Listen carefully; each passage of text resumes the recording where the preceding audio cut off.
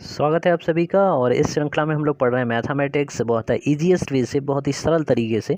पिछले वाले वीडियो में हमने HCF के बारे में पढ़ा था, यानी हाईएस्ट कॉमन फैक्टर के बारे में पढ़ा था। आज देखते हैं हम LCM या लीस्ट कॉमन मल्टीपल के बारे में, यानी लघुत्तम समावर्तक के बारे में। काफ़ी ईजी है, तो आइए उसी ईजी तरीक़ों को हम लोग आप लोगों के साथ शेयर करते हैं। स्टार्ट करते हैं। सबसे पहले मल्टीपल की परिभाषा समझिए। मल्टीपल से क्या मतलब है? तो मल्टीपल के लिए आपको देखना पड़ेगा सबसे पहले कि ऐसी कौन सी संख्या है जिसका हमको इसमें डिवीज़न करें और वो पूरा पूरा चला जाए। जैसे आप देख रहे हैं कि 20 संख्या 5 का गुणज है, का मतलब ये हुआ कि अगर आप 5 का 20 में भाग लगाएंगे तो वो पूरी तरह से कट जाएगी, पूरी तरह से उसमें से भाग चला जाएगा, कुछ भी शेष नहीं रहेगा। अब एलसीएम जो करना है उसके दो तरीके होते हैं। तो उसमें जो पहला तरीका है वो आपका प्राइम फैक्टराइजेशन मेथड है। प्राइम फैक्टराइजेशन मेथड को समझने में कभी कभी आप लोग गलती करते हो, ठीक है। तो आज ये प्रयास करेंगे कि हम उस गलती को आप लोगों से हमेशा के लिए दूर करें। जैसे इसमें दे रखा है एग्जाम्पल में 8, 12, 15 और 35 का लासा यानी एलसीएम आपसे पूछा गया। तो उसके दो मेथड हैं, दोनों ही मेथड आपको समझ लेते हैं। जो भी इजी लगे उससे आप आगे भविष्य में काम किया करिएगा। तो स्टार्ट करते हैं सबसे पहले एग्जांपल से। 8, 12, 15 और 35 का लासा ज्ञात करना है। तो यहाँ सबसे पहले वही है कि आपको ये प्राइम फैक्टराइजेशन से उसका डिस्ट्रीब्यूशन कर लीजिए। कैसे? देखिए, जैसे 8 का आपने किया तो 8 में सबसे पहले छोटी संख्या से भाग लगाइए, ठीक है। तो छोटी संख्या से भाग लगाया आपने, 2 4 जा 8 और यहाँ 2 2 जा 4 और 2 1 जा 2, यानी यहाँ पर कितनी बार मल्टीप्लाई हुआ? 3 बार। तो उसको आपने लिख दिया 2 इंटू 2 इंटू 2। देख पा रहे हैं 8 में सभी ने 2 इंटू 2 इंटू करके आ गया। या आप इसको लिख सकते हैं 2 की पावर 3। ओके, तो मैं भी 2 की पावर 3 को नहीं समझाऊंगा, उसके बारे में मत जाइए, केवल इतना ध्यान रखिए यहाँ तक आप लिख लीजिए 2 इंटू 2 इंटू 2। ओके, अब इसी तरह से 12 पर आइए। तो 12 का भी इसी तरीके से आप जब करेंगे तो 12 का स्टार्ट करिएगा भाई। तो सबसे पहले छोटी संख्या लीजिए 2, 2 6 जा 12, 2 3 जा 6 एंड 3 1 जा 3। ओके, तो यहाँ पर आपको मल्टीप्लाई करना है 2 इंटू 2 इंटू 3 का, जैसे आप यहाँ पर देख रहे हैं। तो 2 इंटू 2 इंटू 3, बाकी मत लिखिए, ये वाले फैक्टर मैं अपने स्टूडेंट्स को नहीं बताता, इन्हें देखने की कोई ज़रूरत नहीं है। बस मेरे साथ मेरे तरीका देखते चलिए। ओके, ये हुआ। इसके बाद में अब आपको देखना है नेक्स्ट, यानी 15 का देखेंगे। तो 15 का देखने के लिए आपको करना ये है कि अगेन उसी तरीके से 15 का जब करेंगे तो 3 से डिवाइड करेंगे, जो 2 का तो भाग इसमें जाएगा नहीं। 3 5 जा 15 होता है, 5 1 जा 5 होता है। तो यहाँ पर 3 इंटू 5 आ गया, 3 इंटू 5 उन्होंने भी लिखा है, ठीक है। इसी तरह से 35 का जब आप इसी तरह से करें तो अब इसमें 3 का भाग नहीं आएगा। तो सबसे छोटी वाली संख्या से स्टार्ट करेंगे 5 से। 5 7 जा 35 और 7 1 जा 7। तो यहाँ पर मल्टीप्लिकेशन होता है 5 इंटू 7 का। मैं घातांकों को अभी आपको इसलिए नहीं बता रहे हैं क्योंकि अभी मैं आपको घातांक पढ़ाऊंगा। जब घातांक पढ़ाऊंगा तब उसके बारे में आपको यहाँ पर अच्छे से डिटेल में और भी बता दूंगा। यहाँ पर भी थोड़ा सा हिंट लेते जाइए। तो यहाँ पर जैसे आपने देखा कि ऊपर जो लिखा हुआ है 2 इंटू 2 इंटू 2, मान के चलिए 2 तक ही होता तो आप लिखते 2 की पावर 2, यानी यहाँ पर जो घातें होती हैं वो आपकी क्या हो जाती हैं? ऐड हो जाती हैं। यहाँ पर बेस सेम होने पर, बेस को कहते हैं आधार। आधार का मतलब जिसके ऊपर आप घात लगा रहे हो, अगर वो है एक जैसा है तो उसके ऊपर की घातें आपस में जुड़ जाएंगी, अलजेब्रिक सम उनका हो जाएगा। तो यहाँ पर 1 + 1 कितना हो जाता है? 2। किसी भी संख्या के ऊपर अगर घात की बात कही जाए, अगर कुछ नहीं लिखा हुआ है तो वहाँ पर ये माना जाता है कि उसके ऊपर एक है। जैसे मान के चलो 5 इंटू 5 की पावर 2 है, ठीक है। तो इसको अगर आप टोटल 5 की पावर में लिखना है तो आप क्या करेंगे? यहाँ 1 मान लेंगे, और जब आधार समान है यानी दोनों तरफ 5 ही 5 दे रखा हो तो ऊपर की घातों को आप ऐड कर सकते हैं। 2 + 1 कितना हो जाएगा? 3 हो जाएगा। वहीं अगर ये -1 दे रखा होता या पावर -1 होती तो अब यहाँ पर आप इसका अलजेब्रिक सम करते हुए, ठीक है, प्लस का 2 और -1 का जब आप घटाते तो प्लस का 1 बचता, तब इसका आंसर 5 की पावर 3 ना होकर कितना होता? 5 पावर 1 होता, या आप केवल क्या लिखते? 5 ही लिखते वहाँ पर, ठीक है ना। तो ये घातांकों में काफ़ी नियम है, ठीक है, इसीलिए मैं थोड़ा सा इसको अवॉइड करना चाह रहा था। चलिए कोई बात नहीं। तो यहाँ पर इस चीज़ को समझ लिया। अब हमें क्या करना है? तो इस तरह से हमने जब उसके फैक्टर कर लिए, उसके बाद अब अधिकतम घातांकों को देखना। अगर घातांक ही समझने हैं तो उसके सबसे अधिक घातांक किसके ऊपर है? 2 की पावर 3 है, ठीक है। तो उस 2 की पावर 3 को लिया जाएगा जैसे इन्होंने लिया। ओके, अगले वाले में 2 की पावर 2 दे रखा है, नीचे वाले में उसको आप नहीं लेंगे, बाकी किसी को नहीं लेंगे। अब आगे देखें, जितने भी हों 3 दे रखा है तो 3 की पावर 1 है, 1 से ज़्यादा किसी के पास नहीं। इसके 15 में भी 3 की पावर 1 है तो उसको ले लिया। 5 की पावर 1 है तो 5 की पावर 1 ले लिया। 7 भी एक बार आया है, 7 को ले लिया, ठीक है ना। तो इस तरह से ये घातांकें आपने कंसीडर कर ली।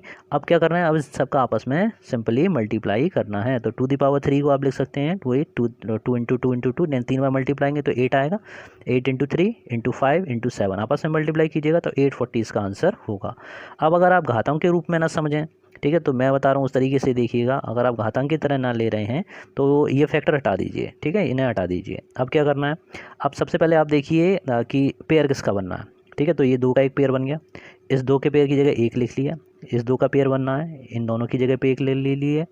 इस 2 का कोई पेयर नहीं है तो उसको भी नहीं छोड़ना है, इसको भी ले लीजिए। ओके, अब यहाँ 3 का पेयर है, यानी दोनों में दे रखा है एक साथ में, ठीक है, ये 3 ले लिया। इसी तरह से 5 दे रखा है, 5 को ले लिया। जिसका सेट बन जाए एक बार में, अगर तीनों दे रखे हैं तो तीनों के साथ में, चारों दे रखे हैं तो चारों के साथ में। अब क्या रहेगा, अब बचा केवल आपके पास में 7, तो 7 का ले लीजिए। तो इस तरीके से भी आप समझ सकते हैं, अगर कोई भी समस्या हो तो उसमें भी आप इजीली आप मल्टीप्लाई करना है सबका आपस में, 2 2 जा 4, 4 2 जा 8, 8 into 3 same as it is वही आंसर आपको मिलेगा, 840 इसका आंसर आपको प्राप्त हो जाएगा। तो ये है। तो बताइएगा कि आपको कैसा लगा, कमेंट बॉक्स में जाइएगा और बताइएगा कि ये तरीका आपको कैसा लगता है। और बाद में हम घातांक पढ़ाएंगे और उसके जब न्यूमेरिकल क्वेश्चंस कराएंगे तो और भी इस चीज़ को अच्छे से एक्सप्लेन कर देंगे।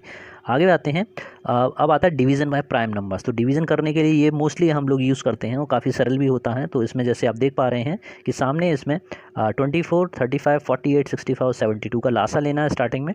तो स्टार्टिंग वही सबसे छोटी संख्या से स्टार्ट कीजिए, 2 से स्टार्ट कीजिए। तो 2 को डिवाइड किया 12 आया, 35 में डिवीज़न नहीं आया, 35 एज इट इज़ लिख लिया जाएगा।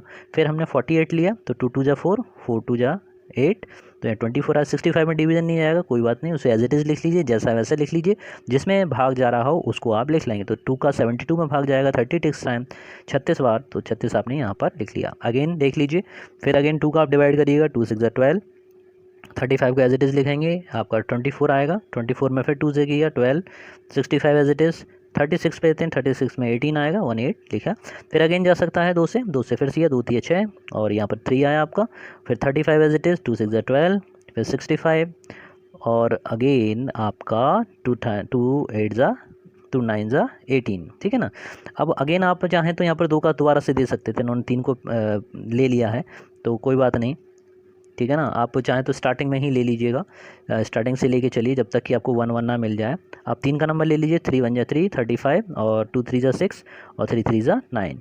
ओके, 5 का देखिए, 5 7 जा 70, 5 7 जा 35 और 5 का देंगे इसमें तो 1 3 13 और 3, ठीक है ना। तो यहाँ पर इन्होंने सबको ले लिया 2 इंटू 2 इंटू 3, ठीक है, ये तीनों लिए और 3 5 लिया और बाकी के जो नीचे बचे हैं उन सबको भी यहाँ पर यूज़ कर लिया है। तो इन सबका मल्टीप्लाई करेंगे तो आपको आंसर आएगा 65520। ओके, तो यही काम आप इस तरीके से भी कर सकते थे, सबको एक साथ लेके भी चलते तब भी हो जाता। तो स्टार्टिंग में अपने स्टूडेंट्स को यही बताता हूँ कि आप स्टार्टिंग से ही चलिए, ठीक है। जैसे 24 और आपका 65 को आपको लेना है, ठीक है। तो 2 1 जा 2, 2 2 जा 4 और ये इसमें 2 का नहीं जाएगा तो 65 एज इट इज़ लीजिए। अगेन 2 का दीजिए, 2 6 जा 12, ठीक है, 65 लिखिए। अगेन 2 3 जा 6, अब 3 का नंबर ले लीजिए, ठीक है, 3 1 जा 3 और यहाँ पर अब 3 से नहीं जाएगा, 5 का लेंगे, 5 1 जा 5 और 5 1 जा 5 और 5 3 जा 15 और अब अगेन 13, ठीक है। तो जितने भी ये सब आ रहे हैं उन सब का आपस में मल्टीप्लाई किया जाएगा और मल्टीप्लाई करने पर जो भी आपको मिलेगा वही आपका लासा होगा। इसके ऊपर डिपेंड काफ़ी सारे क्वेश्चन हम लोग सॉल्व करेंगे। चलिए आगे स्टार्ट करते हैं। LCM and HCF of fraction. अगर किसी फ्रैक्शन के रूप में गिवन है, जैसे कोई भिन्न आपको दे रखी है, जैसे 2/5 है या 6/9 है, ठीक है, या 3/18 है, सॉरी 5/18 है। तो अगर इसमें भिन्नों का लासा और मासा लेने के लिए कहा जाए तो आपको करना क्या है, ये वाले फॉर्मूले जो आपको लिखे हुए हैं कि अंशों का, यानी ऊपर जो न्यूमिनेटर्स दे रखे हैं उनका आपका लासा लेना होगा, नीचे हरों का लासा देना होगा, डिनोमिनेटर्स का मासा लेना होगा, अपोजिट चलेंगे, ठीक है ना। उस चीज़ को भी ध्यान रखिए। देखिए यहाँ पर पूछ रहा है भिन्नों का लासा, ठीक है। अगर फ्रैक्शन में कोई भी दे रखी हैं तो उसका लासा लेने के लिए अंशों का लासा लीजिए, फिर हरों का मासा। भिन्नों का अगर मासा लेना है यानी एचसीएफ लेना है तो आपको अंशों का एचसीएफ लेना होगा और उसके जो डिनोमिनेटर्स हैं उनका आपको एलसीएम लेना पड़ेगा। और भी अच्छे से मैं समझ रहा हूँ उसमें, जब तक मैं एग्जांपल आपको नहीं बताऊंगा आपको क्लियर नहीं होगा। तो इसके जस्ट वाली वीडियो में, इसके बाद वाली वीडियो में ये सभी टॉपिक्स पे हम आपके साथ में इसके न्यूमेरिकल क्वेश्चंस को, बेस्ड न्यूमेरिकल को सॉल्व करेंगे, ठीक है। तो बहुत ही जल्दी मिलता हूँ आपसे इन सभी क्वेश्चन के ऊपर बेस्ड छोटे छोटे क्वेश्चन के साथ में।